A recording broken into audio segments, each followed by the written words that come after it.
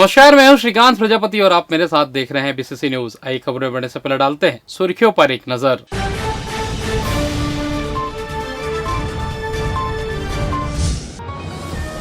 Mungeli SP की पहल, बच्चों को रखा जाए नशे से दूर।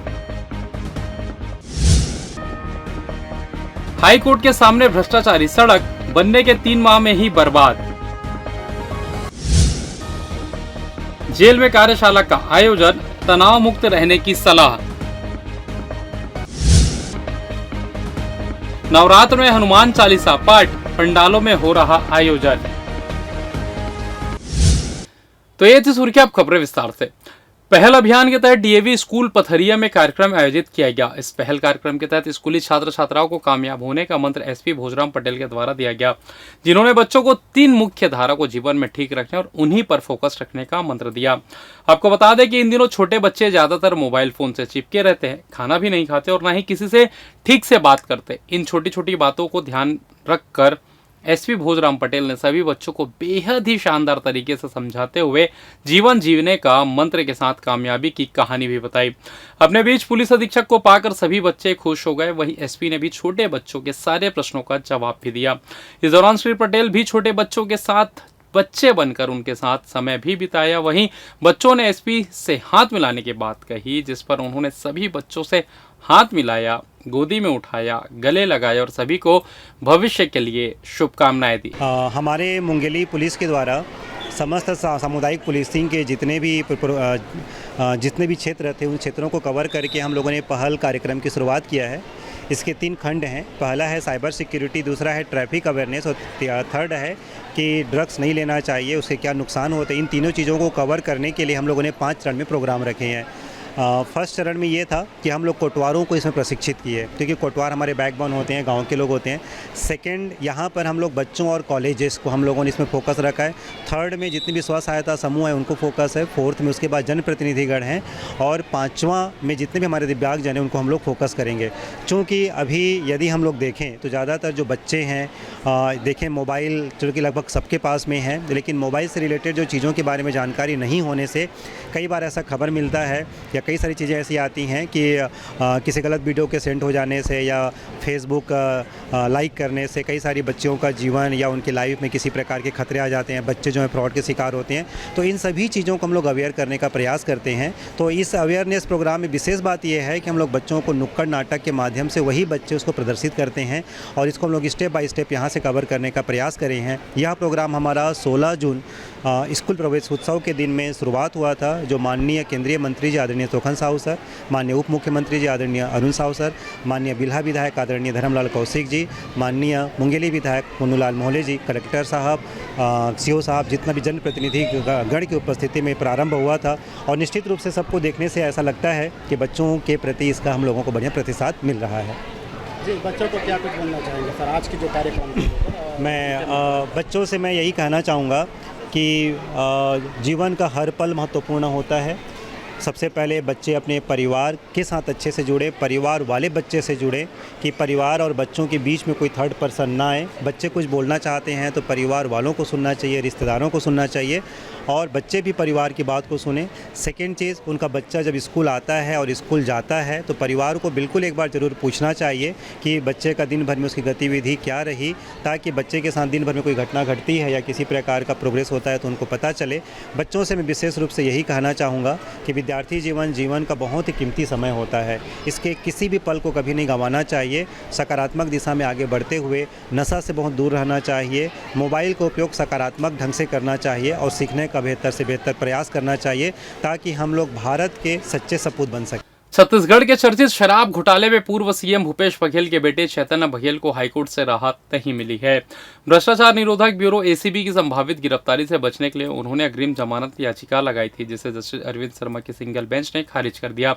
इससे पहले भी उनकी याचिका खारिज हो चुकी है। शासन की ओर से सीनियर एडवोकेट महेश जेठमलानी और अतिरिक्त महाधिवक्ता विवेक शर्मा ने तर्क दिया कि चैतन्य ने शासन को करोड़ों का नुकसान पहुंचाया है। कोर्ट ने इसे गंभीर अपराध मानते हुए जमानत देने से इनकार कर दिया।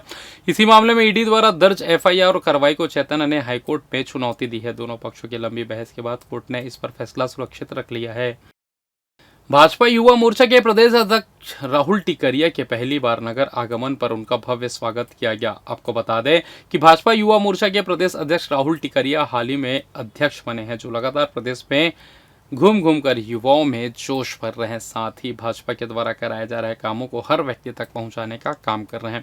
इसी दौरान शुक्रवार को राहुल टिकरिया बिलासपुर पहुंचे, जिनका नेहरू चौक के पास भव्य स्वागत किया गया। इस दौरान युवा मोर्चा के पदाधिकारी ने राहुल टिकरिया का गर्मजोशी से स्वागत किया। इस दौरान वेदांत शुक्ला, समर सिंह, साहिल कश्यप, चिकी बोले, आयुष मेहता, साहिल बाबा समेत युवा मोर्चा के कार्यकर्ता बड़ी संख्या में मौजूद रहे। राहुल टिकरिया ने भी युवाओं को अपने बीच पाकर काफी खुश हुए और उन्होंने टीम की काफी सराहना करते हुए आगे भी भाजपा का साथ देने और लोगों को अपने साथ बनाए रखने की बात कही। बिल्कुल, देखिए, युवा मोर्चा प्रदेश अध्यक्ष की जवाबदारी मिलने के बाद लगातार जिला प्रवास और संभाग प्रवास का दौर जारी है।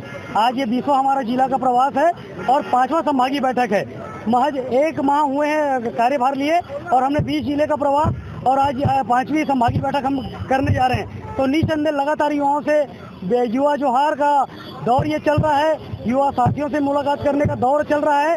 हम सभी मिलकर, युवा मोर्चा के साथी मिलकर भारतीय जनता पार्टी संगठन को मजबूत करेंगे। केंद्र में चल रहे नरेंद्र मोदी जी के एक सशक्त नेतृत्व की सरकार को मजबूत करेंगे। राज्य शासन के निर्देशानुसार जिले में धान खरीदी की प्रारंभिक तैयारियां शुरू हो गई है। कलेक्टर संजय अग्रवाल की अध्यक्षता में मंथन सभा कक्ष में 2 पालियों में संबंधित अधिकारियों एवं कर्मचारियों की बैठक आयोजित की गई। कलेक्टर ने बैठक पर समर्थन मूल्य पर धान खरीदी एवं गिरदावरी से जुड़े राज्य शासन के दिशा निर्देशों की विस्तृत जानकारी देकर इनका 100% पालन करने के निर्देश दिए। उन्होंने कहा कि एग्रीस्टेक पोर्टल में पंजीकृत किसान ही इस साल धान बेचने के लिए पात्रता रखेंगे। लिहाजा उन्होंने सभी किसानों को अपनी सहकारी सोसाइटी अथवा चॉइस सेंटर के जरिए पंजीकरण करा लेने की अपील की है। उन्होंने समिति के प्रबंधक, पटवारी, आरईओ एवं अन्य मैदानी स्तर के अधिकारियों को इस कार्य में किसानों को सभी आवश्यक सहयोग देने के निर्देश दिए। कलेक्टर ने फील्ड स्तर से पहुंचे अधिकारियों की मौजूदगी में बच्चे किसानों के पंजीयन नहीं होने के कारण उनकी समीक्षा की और उनके निदान बताए। मालूम हो कि विभिन्न तकनीकी कारणों से फिलहाल लगभग 12,000 किसानों का पंजीयन होना बचा है। करीब 1,13,000 किसानों का पंजीयन किया जा चुका है। उन्होंने एक किसान से संपर्क कर उनका जल्द से जल्द पंजीयन करा लेने के निर्देश दिए। बैठक में बताया गया कि फसल गिरदावरी का कार्य जोरों से चल रहा है। अब तक 98% खसरों का डिजिटल सर्वे का कार्य पूर्ण किया जा चुका है। शेष खसरों का डिजिटल सर्वे 30 सितंबर तक पूर्ण करने के निर्देश कलेक्टर ने दिए। सर्वे किया जा चुका है। खसरों के रैंडम आधार पर भौतिक सत्यापन होती है। जिले के 839 अधिकारी कर्मचारियों की ड्यूटी लगाई गई है, जिनका काम मौके पर जाकर आवंटित खसरों की जाँच भौतिक सत्यापन ऐप के माध्यम से ही की जाएगी। उन्हें बैठक से प्रशिक्षण में प्रक्रिया की विस्तार से जानकारी दी गई। हर वर्ष की तरह इस वर्ष भी गोड़पारा दर्जी मंदिर बंधु मंडल दुर्गा उत्सव समिति द्वारा गांधी चौक से गोड़पारा स्थित माता का भव्य आगमन किया गया। इस आगमन के दौरान खूब आतिशबाजी की गई और माता रानी का आगमन किसी कल्पना से कम नहीं था। इस दौरान जिसने भी माता रानी का आगमन देखा, सभी के सभी भक्ति के रंग में डूब चुके थे। माता रानी के आगमन के दौरान भक्ति का ऐसा नज़ारा कि सभी देखते ही रह गए। इस दौरान विभिन्न प्रकार की झांकियों का भी इंतजाम किया गया था, जिन्होंने माता रानी के आगमन को 4 चांद लगा दिया। आप भी देखिए कि ये किस तरीके से माता रानी का आगमन हुआ। छत्तीसगढ़ हाई कोर्ट के सामने भ्रष्टाचार का मामला सामने आया है, जब करीब 12 लाख रुपए से बनाए गए रोड 3 महीना भी सही नहीं रहा और अब लोग गड्ढों में रोड तलाश रहे हैं। जी हां, छत्तीसगढ़ हाई कोर्ट के सामने इस जीवन विहार में रोड का जीवन समाप्त हो चुका है। इस रोड को डीएमएच मत से 11,92,000 रुपए में WBM रोड बनाया गया था, जो महज 3 महीने में ही खराब हो गया। इस खराब स्थिति वाले रोड पे वहां के स्थानीय निवासियों को आने जाने में हिचकोलों के साथ सड़क में कई बार दुर्घटनाओं का शिकार भी होना पड़ रहा है।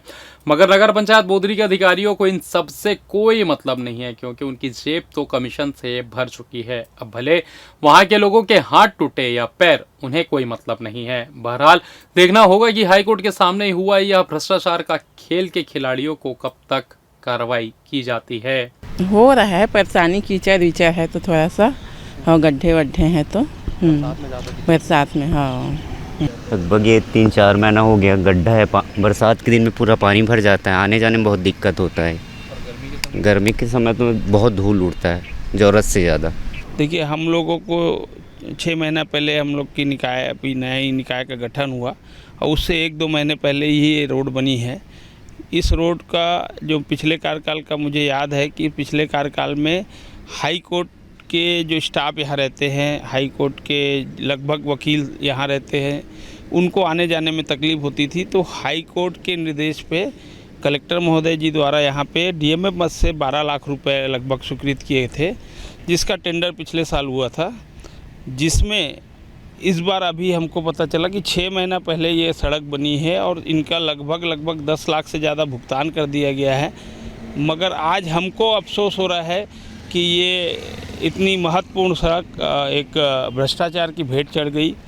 और हमने जैसी परिषद चुन के हमने अधिकारियों से निवेदन भी किया है कि आप लोग अपना कमीशन खोरी बंद कर दीजिए ताकि काम अच्छा हो सके, क्वालिटी से समझौता मत कीजिए।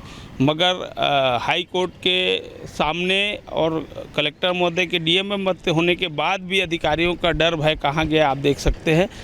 हम लोग इसको लेके कलेक्टर साहब के पास भी शिकायत करने वाले हैं। कितना गड्ढा होगा आपको, कितना लग रहा है, कितना गड्ढा होगा यहाँ पे, सड़क है भी कि नहीं? आप देख सकते हैं। अब हमसे ज़्यादा तो यहाँ पे जो जिनको रोज़ आना जाना है, उनके छोटे छोटे बच्चों को स्कूल आना जाना पड़ता है। हाई कोर्ट सामने है, दिन में 3-4 बार स्टाफ को आना जाना पड़ता है। तो जो उनको तकलीफ़ हो रही है, उनकी तकलीफ़ को हम महसूस कर सकते हैं सिर्फ। मगर ये है कि हमारे नगर में इस तरह का भ्रष्टाचार हुआ है, उसके लिए हमको शर्म आती है। डीएमएफ फंड से सड़क निर्माण के नाम पर भ्रष्टाचार का खेल खेला गया, जिसका जायजा लिया बीसीसी न्यूज़ की टीम ने। जीवन विहार कॉलोनी में रहने वाले लोगों का जीवन बदहाल हो चुका है। यहाँ के लोग इस सड़क पे सड़क ढूंढना चाहते हैं। जी हाँ, यहाँ सड़क ढूंढना चाहते हैं। यहाँ पे चाह कर भी आपको रोड नहीं दिखेगा। जहाँ भी देखेंगे सिर्फ और सिर्फ गड्ढे ही दिखाई देगा। आपको बता दें कि ये सड़क हाई कोर्ट के ठीक सामने बनाया गया, जिसे डीएमएफ फंड से 11,92,000 रुपये स्वीकृति होने के बाद इस रोड में WBM का काम किया गया था। लेकिन महज 4 महीने में ही यहाँ से रोड ख़त्म हो चुकी है और ये गड्ढों में तब्दील हो चुका है। देखना होगा कि अधिकारी इस मामले में किस तरीके की कार्रवाई करते हैं, क्योंकि यहाँ पे हाई कोर्ट के सामने का ही ये रोड है और जिसे कमीशन खोरी या भ्रष्टाचार कहे या यहाँ रोड के नाम पर खेल कहे, यहाँ पे खेला हो चुका है। बहरहाल देखना होगा कि इसमें जो भी जिम्मेदार अधिकारी है उन पर हाई कोर्ट की नज़र पड़ती है या यूं ही यह मामला भी रफा दफा हो जाएगा। कैमरामैन राकेश साहू के साथ Shrikant Prajapati, BBC news, Bilaspur. GST लोगों की जेब में पैसा बढ़ाया, हम यही नहीं रुकने वाले, हम आगे भी लोगों के लिए काम करते रहेंगे। आपको बता दें कि प्रधानमंत्री नरेंद्र मोदी ने टैक्स और महंगाई हटाकर लोगों की आमदनी और बचत बढ़ाई है। 12 लाख रुपए तक आय कर मुक्त करने और नई जीएसटी सुधारों से इस साल लोगों की जेब में 2.5 लाख करोड़ रुपए बचने जा रहे हैं। उन्होंने कहा, हम यही नहीं रुकने वाले, जैसे जैसे आर्थिक मजबूती आएगी टैक्स का बोझ कम होता जाएगा। जीएसटी सुधारों का सिलसिला निरंतर चलता रहेगा। इन सभी बातों को लेकर नगर विधायक अमर अग्रवाल बुधवारी बाजार पहुंचकर वहां के व्यापारियों को जीएसटी बदलाव के बारे में महत्वपूर्ण जानकारी दी। इस दौरान सभी व्यापारियों ने जीएसटी कम करने को लेकर खूब सराहना भी की। वहीं बुधवारी बाजार व्यापारी संघ के अध्यक्ष नितिन छाबड़ा ने भी नगर विधायक का स्वागत किया। इस दौरान सभी व्यापारियों ने अमर अग्रवाल के तहत प्रधानमंत्री नरेंद्र मोदी का धन्यवाद ज्ञापित किया। इस दौरान बड़ी संख्या में व्यापारी उपस्थित रहे, जिन्होंने जीएसटी के बारे में नगर विधायक पूर्व वित्त मंत्री अमर अग्रवाल से विस्तृत जानकारी ली। और फिलहाल वक्त तो चला छोटा सा ब्रेक का, मिलते हैं ब्रेक के बाद, कहीं जाइएगा नहीं।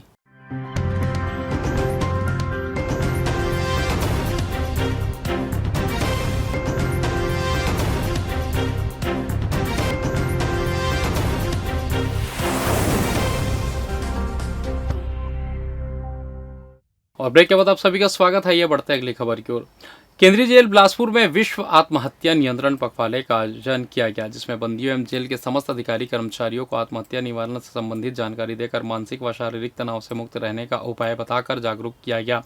आयोजन के दौरान डॉक्टर शुभा गढ़ेवाल, मुख्य चिकित्सा एवं स्वास्थ्य अधिकारी डॉक्टर जेपी आर्या, अधीक्षक राज्य मानसिक चिकित्सालय सेंद्री डॉक्टर लखन सिंह, अधीक्षक सिम्स हॉस्पिटल डॉक्टर चंद्रहास ध्रुव, विभागाध्यक्ष कैंसर विभाग सिम्स डॉक्टर आशुतोष तिवारी, मनोरोग विशेषज्ञ राज्य मानसिक चिकित्सालय सेंद्री प्रशांत रंजन, राज्य मानसिक चिकित्सालय सेंद्री एलंजीना वैभव लार, कम्युनिटी नर्स मनोरोग राज्य मानसिक चिकित्सालय सेंद्री, जेल अधीक्षक खोमेश मंडावी, चिकित्सा अधिकारी, जेल के समस्त अधिकारी कर्मचारी उपस्थित थे।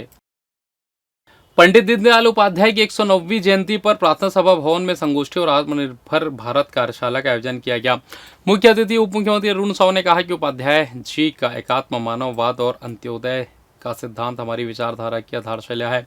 गरीब, पिछड़ और वंचितों की चिंता को राजनीति का केंद्र बनाने वाले उपाध्याय जी के विचारों को आज नरेंद्र मोदी प्रधानमंत्री योजनाओं के माध्यम से आगे बढ़ा रहे हैं। उन्होंने कहा कि आयुष्मान भारत, प्रधानमंत्री आवास योजना और स्वच्छ भारत अभियान अंत्योदय की भावना से प्रेरित है। भारत को 2047 तक विकसित राष्ट्र बनाने का लक्ष्य इन्हीं विचारों पर आधारित है। इस अवसर पर रजक समाज के प्रदेश अध्यक्ष प्रहलाद रजक ने कहा कि उपाध्याय जी का दर्शन समाज की अंतिम पंक्ति के व्यक्ति को सशक्त करता है। पूर्व महिला आयोग अध्यक्ष हर्षिता पांडे ने हर घर स्वदेशी अपनाने का आह्वान किया और इसे आत्मनिर्भर भारत की दिशा में अहम कदम बताया। वक्ताओं ने उपाध्याय जी के जीवन और आदर्शों पर प्रकाश डालते हुए जन जन तक पहुंचाने का संकल्प लिया। कार्यक्रम में स्वच्छता पखवाड़े का संदेश भी दिया गया। वक्ताओं ने कहा कि स्वच्छता को जन आंदोलन बनाकर ही स्वस्थ और सशक्त समाज का निर्माण संभव है। इस अवसर पर जनजातीय मोर्चा प्रदेश अध्यक्ष राम कुमार साहू, महिला मोर्चा अध्यक्ष जयश्री, गायत्री मरकाम, जिला अध्यक्ष मोहित जसवाल समेत सामाजिक कार्यकर्ता उपस्थित रहे। भारत सरकार के निर्देशानुसार बाढ़, बचाव तथा केमिकल इंडस्ट्री में गैस रिसाव जैसी आकस्मिक परिस्थितियों से निपटने की तैयारियों को परखने के लिए जिले में 2 अलग अलग स्थानों पर मॉकड्रिल का आयोजन किया गया। पहला आयोजन बिलासपुर के छठघाट में हुआ, जहां अरपा नदी का जलस्तर बढ़ने की स्थिति में बाढ़ प्रभावित व्यक्तियों के रेस्क्यू का संयुक्त अभ्यास किया गया। इस ऑपरेशन में एसडीआरएफ टीम बिलासपुर एवं एनडीआरएफ टीम कटक ने मिलकर कार्रवाई की। रेस्क्यू अभियान के दौरान HDPE motorboat, inflatable rubber motorboat, OBM, life jacket और लाइफ बॉय जैसे आधुनिक उपकरणों का उपयोग किया गया। दूसरा आयोजन एनटीपीसी परिसर में हुआ, जहां बाढ़ जनित कारणों से क्लोरीन गैस रिसाव की काल्पनिक स्थिति पर मॉकड्रिल किया गया। इसमें सीआईएसएफ, एसडीआरएफ और एनडीआरएफ की संयुक्त टीम ने भाग लिया। फायर ब्रिगेड द्वारा क्लोरीन गैस के प्रभाव को कम करने के लिए वाटर कर्टेन बनाने डेमो प्रस्तुत किया गया। साथ ही बीए सेट का उपयोग कर पीड़ितों का रेस्क्यू किया गया। इस मॉकड्रिल में इंसिडेंट कमांडर की भूमिका डिस्ट्रिक्ट कमांडेंट बिलासपुर दीपांकुर नाथ ने निभाई। ऑब्जर्वर के रूप में डीएसपी भारती मरकाम और आईपीएस गगन कुमार उपस्थित रहे। कार्यक्रम में सभी नोडल अधिकारी और अधिकारी आपदा सहित सभी उपस्थित रहे। श्री हनुमान सेवा समिति व मित्रगण राम सेतु चौक सरकंडा द्वारा शारदीय नवरात्र के पावन अवसर पर न्यायधानी के दुर्गा पंडाल, मंदिर प्रांगण एवं गरबा आयोजन स्थलों पर सामूहिक श्री हनुमान चालीसा महापाठ का कार्यक्रम आयोजित किया गया। इस अवसर पर समिति के सदस्यों द्वारा पृथक पृथक स्थानों में जाकर हनुमान चालीसा का महापाठ किया जा रहा है, जिसमें भारी संख्या में भक्तजन उपस्थित होकर कार्यक्रम के सहभागी बनते हैं। इसके साथ ही इस शारदीय नवरात्र में समिति के सदस्यों द्वारा अब तक कुल 7 स्थानों में सामूहिक श्री हनुमान चालीसा महापाठ का कार्यक्रम संपन्न किया गया है। कार्यक्रम से पूर्व समिति के सदस्यों द्वारा उपस्थित भक्तजनों को निःशुल्क हनुमान चालीसा की पुस्तक वितरित की जाती है और महापाठ संपन्न होने के बाद दुर्गा समितियों के सदस्यों को सम्मान स्वरूप राम पट्टा पहनाकर स्मृति चिन्ह प्रदान करके सम्मानित किया जाता है।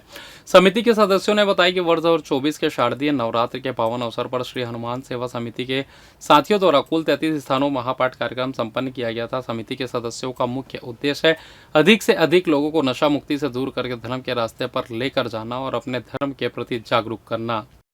इधर बंगाल की खाड़ी में सक्रिय मौसम तंत्र अब छत्तीसगढ़ तक पहुंच चुका है। मौसम विभाग के अनुसार शुक्रवार को प्रदेश के ज्यादातर जिलों में बादल जमकर बरसेंगे। कहीं हल्की तो कहीं मध्यम बारिश होगी, जबकि रायपुर, दुर्ग और बिलासपुर संभाग के कुछ हिस्सों में तेज बारिश के साथ गरज चमक की संभावना है।